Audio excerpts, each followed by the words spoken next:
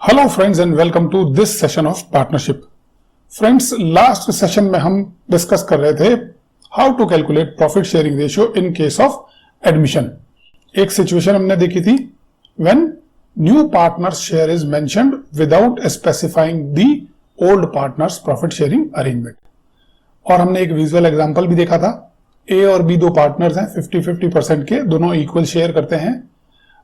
सी एक नया partner admit करता है फॉर 1/4 शेयर।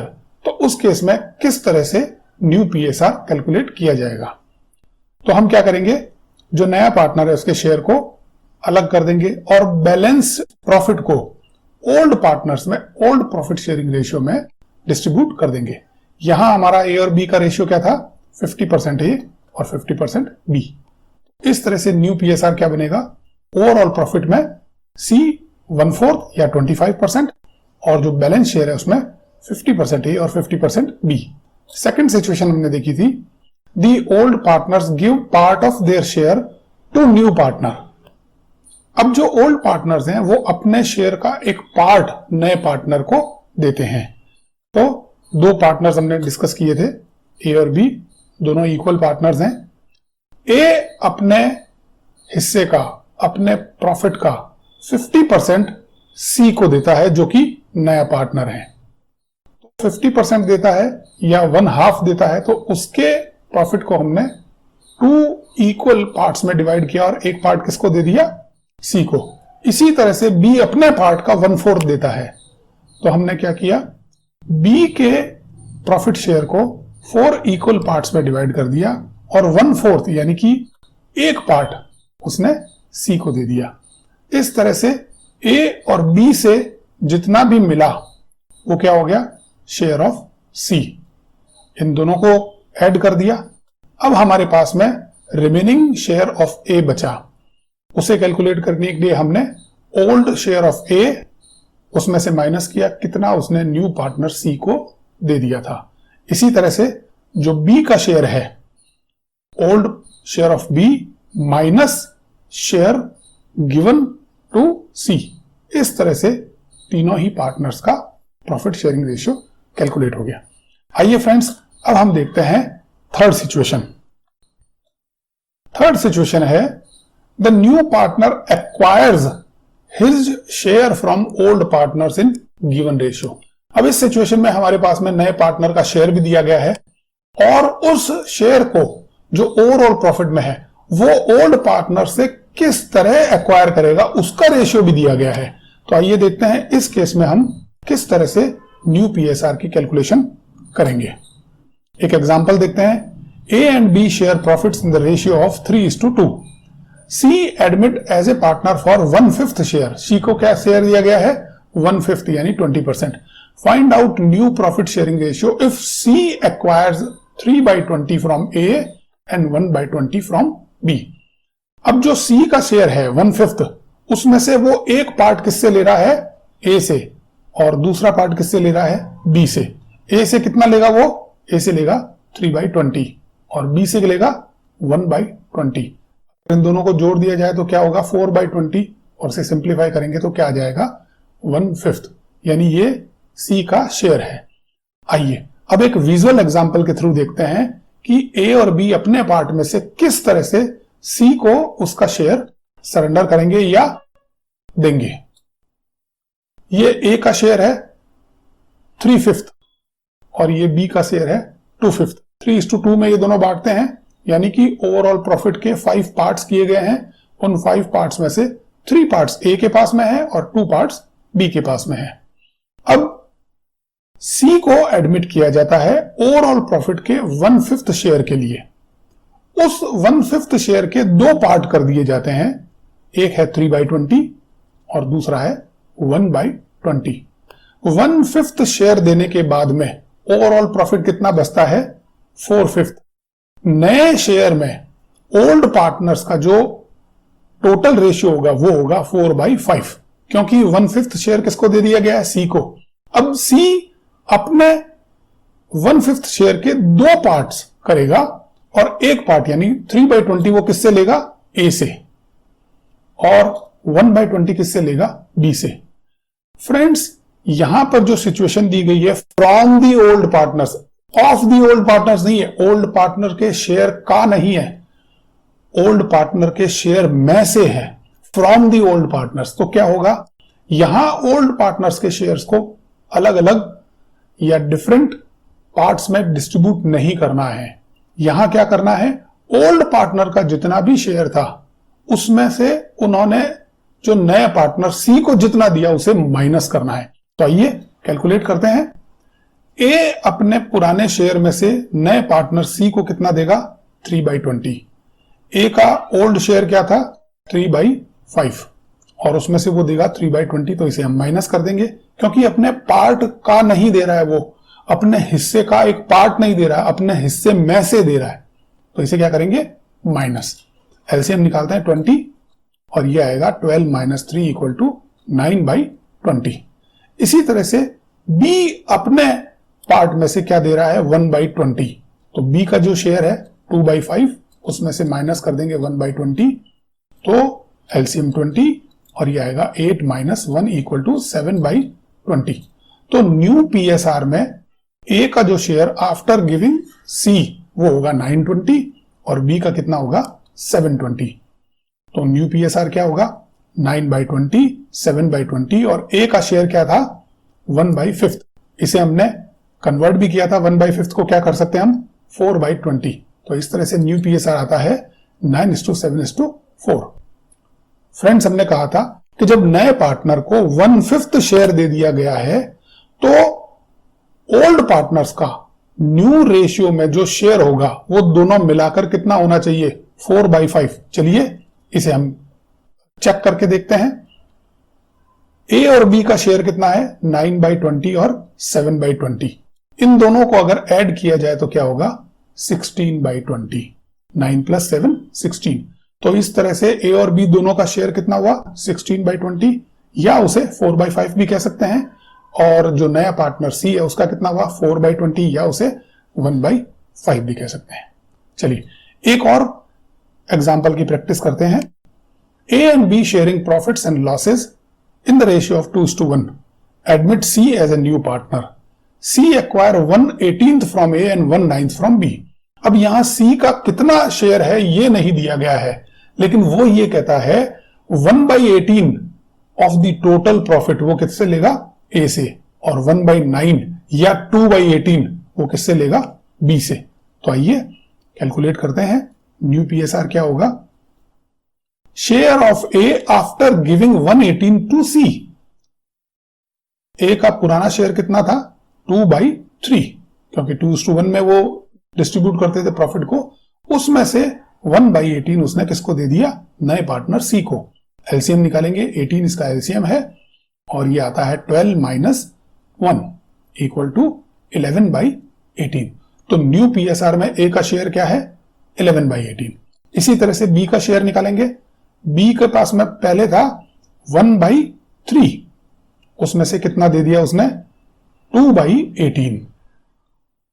एलसीएम निकालेंगे, 18 6 - 2 = 4/18। तो ए का शेयर हो गया 11/18, बी का शेयर हो गया 4/18। अब सी का शेयर क्या होगा, सी ने ए से भी कुछ लिया और बी से भी कुछ लिया है, उन दोनों को हम जोड़ देते हैं। तो 1/18 + 2/18 = 3/18। इस तरह से न्यू पीएसआर क्या हो गया इनका, 11/18, 4/18 और 3/18, यानी कि 11:4:3। चलिए अब एक और एग्जाम्पल की प्रैक्टिस करते हैं। अब देखते हैं हम example number 3। P and Q are partners sharing profits in 2:1 ratio. They admitted R into partnership, giving him 1/5 share which he acquired from P and Q in 1:2 ratio. अब जो नया पार्टनर R है, जिसे कि ओवरऑल प्रॉफिट में 1/5 share दिया गया है, वो ओल्ड पार्टनर से 1:2 के रेशियो में एक्वायर करेगा। चलिए इसे सॉल्व करते हैं। सबसे पहले हमारे पास में गिवन क्या है, शेयर ऑफ न्यू पार्टनर यानी कि R, ये है 1/5। अब इसमें से वो P से कितना लेगा, P से लेगा 1/3। तो क्या करेंगे हम, 1/5 का 1/3 लेगा, तो इस केस में हम 1/5 × 1/3 करेंगे। तो share acquired from P 1/5 multiply by 1/3, ये आता है 1/15। इसी तरह से वो Q से कितना लेगा, Q से लेगा 1/5 का 2/3, तो ये आता है 2/15। अब अपने शेयर में से जो P का शेयर है 2/3, उसमें से अगर वो 1/15 R को दे देता है तो उसके पास क्या बचता है, ये कैलकुलेट करते हैं। Share of P after giving 1/15 to R। P का ओल्ड शेयर क्या है 2/3, क्योंकि 2:1 के रेशियो में दोनों ही बांटते हैं P और Q। माइनस कर दिया इसमें से 1/15 जो कि उसने R को यानी नए पार्टनर को दिया है। एलसीएम निकालेंगे 15, ये आएगा 10 माइनस 1 इक्वल टू 9/15। इसी तरह से जो Q है उसका शेयर कितना बचेगा after giving 2/15 to new partner. तो ओल्ड पार्टनर ऑफ Q क्या था 1/3, माइनस करेंगे 2/15, एलसीएम इसका आएगा 15, 5 माइनस 2 इक्वल टू 3/15। तो न्यू PSR में जो ओल्ड पार्टनर्स है P और Q, उनका शेयर क्या है 9/15 और 3/15। तो न्यू PSR कितना है PQR का 9/15, 3/15 और 1/5। 9/15 और 3/15 ये सभी 3 से डिविजिबल है, तो उसको सिंप्लीफाई कर देते हैं। तो इस तरह से आएगा P का शेयर 3/5, Q का 1/5 और R का 1/5। तो ये नया PSR हो गया 3:1:1। तो फ्रेंड्स इस तरह से ओल्ड पार्टनर से अगर किसी रेशियो में एक्वायर किया जाए तो हम पहले जो नए पार्टनर का शेयर है उसे उस रेशियो में डिवाइड करेंगे और पर्टिकुलर पार्टनर से कितना रेशियो लेना है वो उसके शेयर में से माइनस करेंगे। आइए अब फोर्थ एग्जांपल देखते हैं। A and B sharing profits in the ratio of 3:1 admit C for 1/5 share in future profits. C acquires 7/8 of his share from A and 1/8 of his share from B. अब जो C है उससे कितना profit दिया गया है 20% यानी 1/5, और वो 7/8 और 1/8 यानी कि 7:1 के रेशियो में ओल्ड पार्टनर से एक्वायर करता है। तो आइए इसे सॉल्व करते हैं। शेयर ऑफ C जो नया पार्टनर है वो हमें दिया गया कितना है 1/5। शेयर एक्वायर्ड फ्रॉम A जो 1/5 का है उसका 7/8 वो A से लेगा, तो 1/5 मल्टीप्लाई बाय 7/8 इक्वल टू 7/40। और शेयर एक्वायर्ड फ्रॉम B कितना है 1/5 का 1/8, तो ये आएगा 1/40।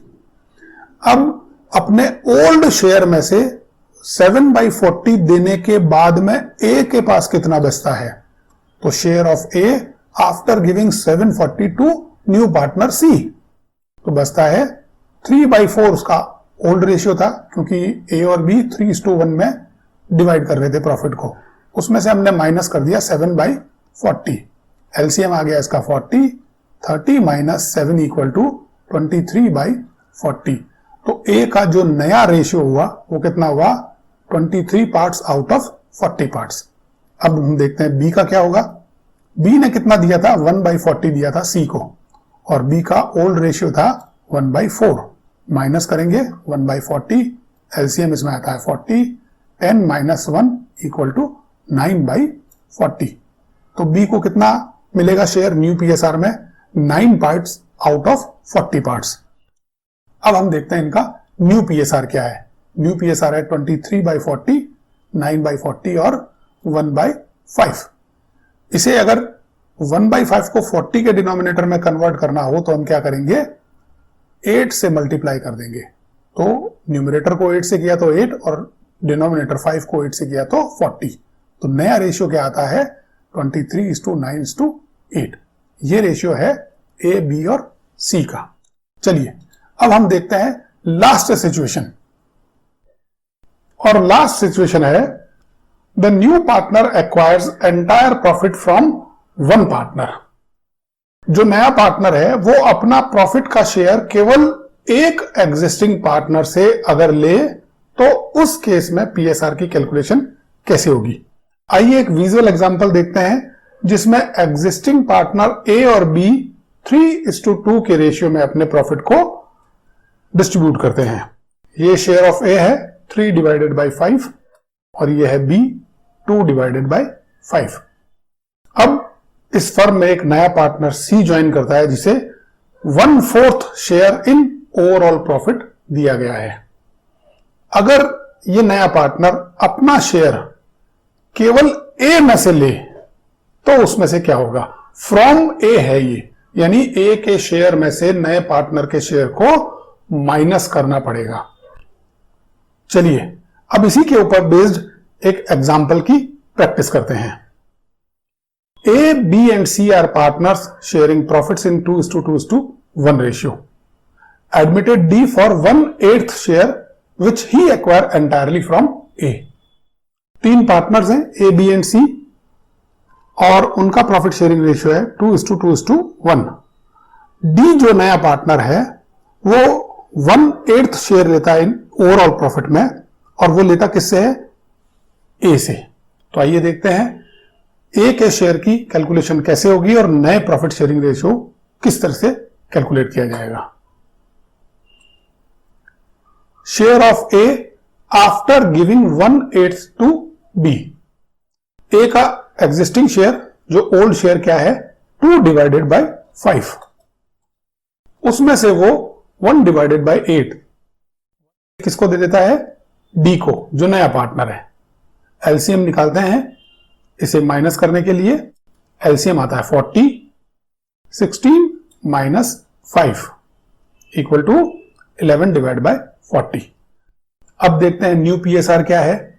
न्यू पीएसआर में ए का शेयर है 11/40, बी और सी का जो शेयर है वो जो ओल्ड शेयर था वही मेंटेन करेंगे 2/5 और 1/5 और जो नया पार्टनर डी है उसका 1/8। अब हम क्या करते हैं, इन सभी शेयर का डिनोमिनेटर 40 कर देते हैं, यानी कि जो बी और सी का शेयर है उसमें 8 से और डी जो नया पार्टनर है उसके शेयर में 5 से मल्टीप्लाई कर देते हैं। तो हमारे पास में नया शेयर क्या आएगा? 11/40 ये ए का है, 16/40 ये बी का है, 8/40 ये सी का है और 5/40 ये डी का शेयर है। तो रेशियो क्या हो गया? 11:16:8:5। इस तरह से अगर न्यू पार्टनर अपना प्रॉफिट शेयर केवल एक पार्टनर से एक्वायर करेगा तो नए पीएसआर की कैलकुलेशन में उसी पार्टनर के एग्जिस्टिंग शेयर में से नए पार्टनर के शेयर को माइनस कर दिया जाएगा और जो रिमेनिंग पार्टनर्स है उनका शेयर चेंज नहीं होगा। आइए अब एक और क्वेश्चन की प्रैक्टिस करते हैं। A and B sharing profits and losses in the ratio of 3:2. Admit C for 1/5 share in future profit which is fully contributed by A. जो नया पार्टनर C है उसका 1/5 शेयर वो किस में से लेगा? केवल A में से लेगा और A का एग्जिस्टिंग शेयर क्या है? 3/5। तो आइए कैलकुलेट करते हैं। Share of new partner 1/5 fully from A. तो उस केस में ए का बैलेंस शेयर क्या होगा?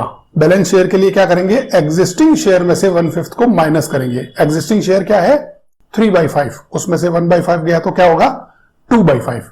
और नया पीएसआर क्या होगा इनका? नया पीएसआर होगा ए का 2/5 क्योंकि उन्होंने 1/5 दे दिया है सी को, बी का 2/5 जो एग्जिस्टिंग शेयर है और जो सी है उसका 1/5 जिसे हम कह सकते हैं 2:1। एक लास्ट क्वेश्चन की और प्रैक्टिस करते हैं। A and B sharing profits and losses in the ratio 2:1 admit C by contributing 1/3 portion of A's share of profit. अब A के शेयर में से 1/3 पोर्शन उसको देना है ऑफ द A's शेयर। अब आपको क्या करना है? आपको मालूम है ऑफ द A's शेयर में हम क्या करते थे? A के शेयर का यानी A का जितना भी शेयर है उसके 3 इक्वल पार्ट्स कर दिए जाएं और एक पार्ट किसको दे दिया जाए? नए पार्टनर को। तो हमें मल्टीप्लाई करना पड़ेगा। आइए इसे कैलकुलेट करते हैं। Share of new partner C क्या होगा? जो एग्जिस्टिंग शेयर है A का 2/3 उसमें मल्टीप्लाई करेंगे 1/3 को, तो क्या आ जाएगा 2/9। अब share of A in balance क्या होगा? तो पहले शेयर क्या था ए का 2/3, उसमें से माइनस करेंगे 2/9 तो आ जाएगा 4/9। 4/9 जो है वो नया शेयर है किसका? ए का, न्यू पीएसआर। बी का जो शेयर है वो एज इट इज रहेगा 1/3 और सी का क्या शेयर है 2/9। तो न्यू पीएसआर क्या होगा? न्यू पीएसआर होगा ए का 4/9, बी का 1/3 और सी का 2/9। अब बी के शेयर को अगर 9 डिनोमिनेटर में हम कन्वर्ट करना चाहें तो क्या हो जाएगा 4:3:2। ये रेशियो बन जाएगा इन तीनों पार्टनर्स का। तो फ्रेंड्स, इस तरह से हमने ये डिस्कस किया है कि एक नए पार्टनर के एडमिशन पर कौन कौन सी सिचुएशंस हमारे पास में आ सकती है और उन सिचुएशंस में हम नए प्रॉफिट शेयरिंग रेशियो की कैलकुलेशन किस तरह से कर सकते हैं। इस सेशन में इतना ही। नेक्स्ट सेशन में हम बात करेंगे सैक्रिफाइसिंग और गेनिंग रेशियो की। सैक्रिफाइसिंग रेशियो किसे कहते हैं, ये किस तरह से कैलकुलेट होता है, और गेनिंग रेशियो किसे कहते हैं, ये किस तरह से कैलकुलेट होता है। तब तक के लिए bye friends, have a nice day.